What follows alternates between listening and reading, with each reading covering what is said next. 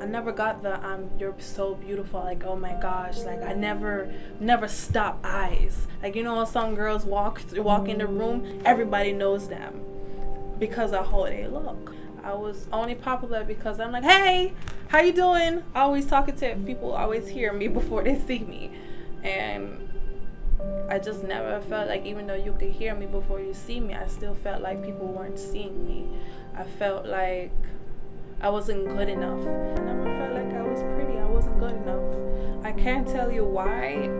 It was just something in my mind. I didn't really have anybody to reinforce in my mind, like day and night, to say, hey, you're beautiful. You're a beautiful black girl. Growing up, I was in a predominantly white and Spanish school setting from nursery all the way up to 8th grade. It wasn't until like high school at Passaic County Tech that I kind of got a little more diversity. But everybody around me was always light skinned. Even some of my family members were light, and it was always about being brown skin and having long hair, and especially in my Jamaican culture, it was just kind of like the standard. And if you were the dark-skinned girl, you had a nappy hair. So I used to scrub my skin harder, trying to hope that some of the black would come off. Never wanted to be in the sun. I begged my mom to perm my hair. And I'm just like, no, I want straight hair. That's what everybody else has, because too much people call me nappy-head pygmy. Growing up as a black girl, I think the biggest insecurity was my skin, because I'm the dark one. I was always the dark one out of my friends and out of my cousins. So when we went out at the time, I guess light skin was in, and, you know, I would be hanging with my cousins and they would get all the attention, and I'm just, you know, the sidekick. I actually found myself like holding people's stuff while they was talking to boys. When I was younger, I was chunky. I was a very plump young girl. So it was one of those things where not everybody else looked like me. So it was pretty hard, you know, growing up in like Catholic school, because people did pick on me and stuff like that. So it was hard for me to love myself, which actually made me, when I grew up and I went to high school, I like starved myself so I can become smaller and fit in with everybody else. My sister and I, she's 2 years older than I am, but she's light-skinned. And I'm dark like I am. But I always had a personality. She could care less about people. But anytime we were together, everybody would say, oh, Lillian, you are so cute. You look so pretty. And they would say, oh, Yvonne, you're nice, or something like that. And I knew then at that point that it was because she was lighter than I was. Me growing up, the pretty girls were the Spanish light-skinned girls with the long hair. Some of them waved with what everybody had to straighten their hair. If you didn't have straight hair, you weren't pretty. Well, I went to 2 different schools growing up. So in Newark, of course, that's more predominantly black. So at that school, it was the light-skinned girls with the long hair, or the mixed chicks, the girls that were actually skinny. The girls in my class, those who were lighter, with long hair, got all the attention from not only teachers, but from other peers. So my insecurity came with, why am I not accepted? I'm cute.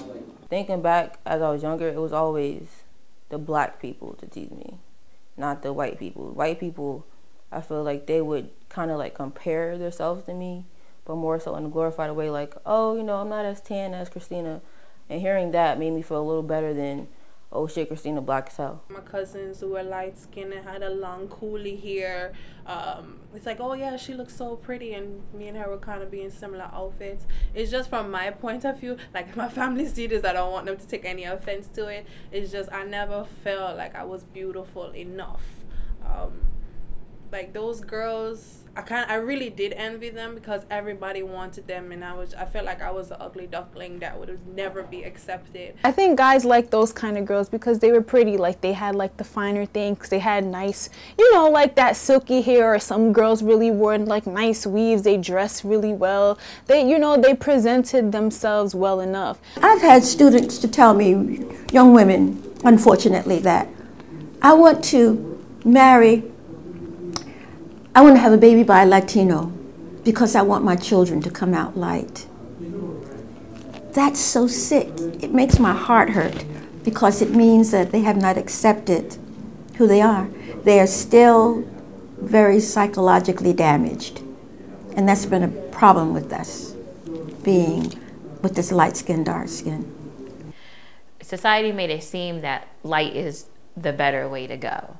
Why should we sit here and pick who we actually like want to be with, or who we want to be like, who we want to be ideally like is light skin? Like, it's no one's fault of the melanin in their skin. Like, that's how they were born.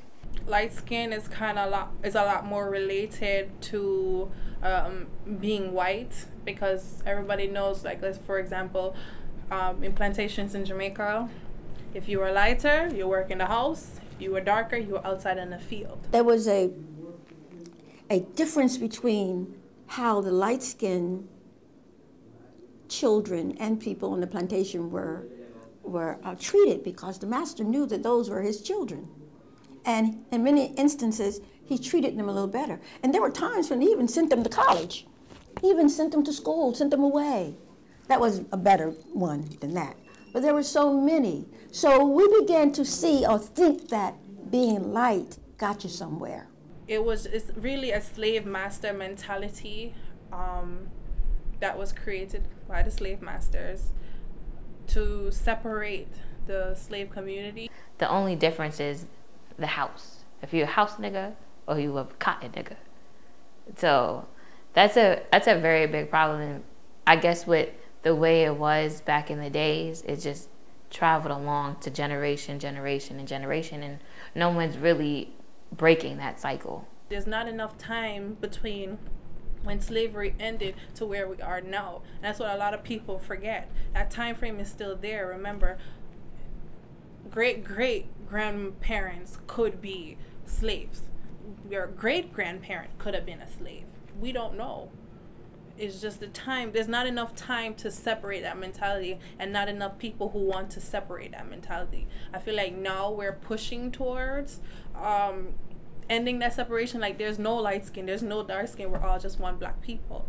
But that's going to take generations to overcome. I have a daughter that I have adopted from Haiti, and I adopted her because her mother had a son who was lighter than she was, and she began to mistreat her because she thought her son was better. And she lived in a household of terror. I took her. And now, of course, she's a very prominent young woman, because then she realizes that that was that woman's problem, not hers. So when it comes to makeup, I'm not really a makeup person, but every time, like, I would have to get my makeup done for something. Okay, so say for prom, my sister's girlfriend was trying to help me out at the time. I think it was my sister and her girlfriend. And we were trying to find people who actually did makeup, you know, for people of color. And it was either me or them asking, can you do dark-skinned girls well? And I feel like it kind of made me feel like I wasn't even pretty enough to wear makeup. Like, I had to be put in a category of a challenge, rather than, oh yeah, let me do her makeup because she has nice skin. For a very long time, there was no makeup out there for black women. They wore this powder that made their face look almost ghost-like. But they thought it was beautiful because not only was it ghost-like, but it made them look lighter. So they wore this makeup that was made for white women. Well, I'm not really into makeup, but the makeup that I do buy, it was like sometimes difficult because it was either too light or it made me look like Casper's sister. I could never find the correct foundation to go with mine. It was always like super, super light, and it got to the middle where I knew the middle color would make me look ashy. Like, it would never be, you know, a certain type of color that would be good enough for me. So I always felt like when it came to the smaller, cheaper brands, that they stopped at a certain color. And it was like, that color is not versatile for everyone. If you see it around you all the time, every image that looks different from you, and it's a beautiful thing, and it's flashing in your eyes, oh, look at this beautiful woman, and she has long flowing hair, whether it's black or blonde or red, you know, and blue eyes, That's the epitome of what's beautiful. Look at Beyonce, you know, and what's her name? The one that changed her face so many times. And think about all of them that are out there. Think about them. Look at them. Who are they? They're very light, and they have blonde hair. Even Mary J. Blige has blonde hair. They're still buying into that. We're lost in that way somehow. They say one thing about who they are, but then when you see them again, they're looking, what? Does she have blonde hair? Why does she have to have blonde hair?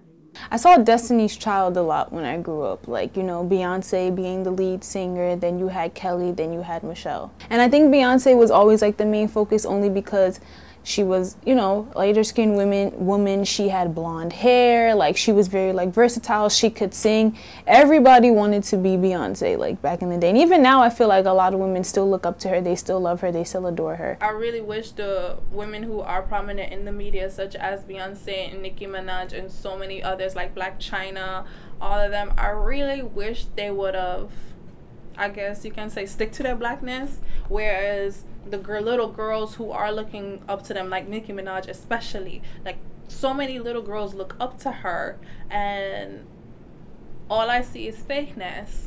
Because back when she was somebody from Alta, New York, sticking true to her music, she was a lot more influential than who she is now. Because you're portraying this image that, even though it's something that you like, remember, you are in a public eye. I know it's wrong to feel like you have to adjust who you are, but why did you feel the need to change your nose, put lip injections, have a bigger butt, more hips, have this sense of the Barbie doll that you do portray? Why was it necessary for you to change who you are, the person that God created, and have this image now? What does that say about how you feel about yourself, and how the little girls who look up to you, what does that say to them? Are you telling them why you changed your bodies because that's how you want it to be? So is that how they should be as well? I carry my blackness with me. No one has to know how I feel about who I am as an African American woman. They know. I think it was a long time coming when it comes to black women embracing themselves, embracing their body and stuff. And I think it always starts with one person. I think it always starts with a certain movement. And I just feel like now, like, black women are starting to also realize that, you know, having permed hair and trying to fit in with everybody else is not necessary. That you can still be beautiful and have natural hair. That there is so much that you can do with your natural hair. Like, you have, I call it YouTube University. You can watch everybody under the sun who has your certain texture, who has your skin tone, who has this, who has that, that can help you embrace who you are at the end of the day. When I learned my history, that is what really started it. There were groups of people in the community who would have young people come to sessions, and we would go and sit, and they would tell us all about ourselves and about how great we are and were. I didn't even look back after that. I didn't really develop self-love till I got to college. Here's when I finally got compliments that, oh, your skin is very pretty, and it wasn't just you're pretty for a dark-skinned girl. I actually got compliments saying, you know, you're beautiful, and I guess getting compliments from every type of ethnicity kind of helped me out, because it's like they see my beauty too. They're not holding me up to a certain standard. After when I got to high school and I started like starving myself to fit in, starting to realize that I was doing all these things and not even doing them because I wanted to do them to better myself and be healthier and wanting to be, you know, more vibrant for myself. I was trying to do it for other people to fit in. That's when I realized that I needed to love myself enough, and that in order to truly do that, I had to remind myself that, Chelsea, you are beautiful. Chelsea, that you are pretty, and that you don't have to do this to fit in. Because after a while, when I started seeing how much weight I was losing and just how sad I was because I felt like I wasn't pretty enough or I wasn't good enough to be around certain people or be looked at by a certain guy that you liked and stuff like that. And I did realize that people also do feed off of that energy when they feel like you're not confident enough in yourself. day after day, while me going into the mirror and say, hey, you're beautiful, hey, you're good, everything is cool, you look good today. Oh, you might have a little bags on the eye, put some moisturizer, aloe vera juice or something. And day after day, by me embracing my natural beauty, I just start to love it. So if I walk out the house without makeup, it's just like, if you don't like it, I'm not going to take it personally. I feel beautiful.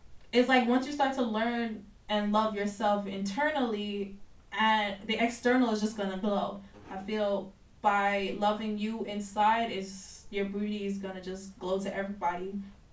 I feel like now it's kind of cool to be that, I guess, the one that is the outsider, kind of, because you're not like everyone else. I mean, out of all my friends, I'm still that dark-skinned girl, but I feel like now, I guess people's minds are more mature, and we're not so focused on the light-skin, dark-skin thing. I feel like people take my skin as something different, and I'm always getting asked what I am, which makes me feel like people are actually curious about me and they're paying attention. We come in so many shades, and we're so beautiful. We're some of the most beautiful people on this earth. We have high yellow, we have the light skin, we have the peanut colored, we have brown skin, we have dark skin.